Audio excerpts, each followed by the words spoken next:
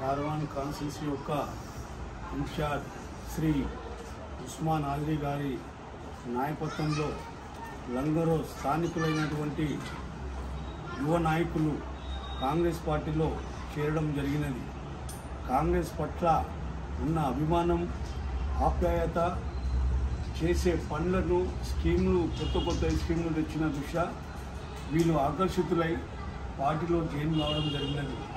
వీళ్ళందరూ కూడా ఒక పార్టీ పరంగా నేను ఒక పిలుపు ఇవ్వడం ఏంటంటే, ఒకసారి మనం పార్టీలోకి వచ్చినప్పుడు పార్టీ యొక్క సిద్ధాంతాలు, చేసిన త్యాగాలను మనం మర్చిపోకుండా మన స్థానికులు, మన బస్తీలో వాటర్ ప్రాబ్లం కానీ, ఎలక్ట్రిసిటీ ప్రాబ్లం కానీ, రేషన్ కార్డు కానీ, ఓల్డేజ్ పెన్షన్ కానీ, లేకుంటే ఏదన్నా యువతకు సంబంధించిన ఒక లోన్స్ కానీ, ఏ సమస్యలు ఉన్నా కూడా మనం దానికి సమయం తీసుకొని వాళ్ళ ఇంటికి స్వయంగా మనమే వెళ్ళి ఆ సమస్యలన్నీ తీసుకొని కాడ ఇన్ఛార్జ్ యొక్క దృష్టికి తీసుకొచ్చినట్టయితే పనులన్నీ మనం చేసిన వాళ్ళం అవుతాం.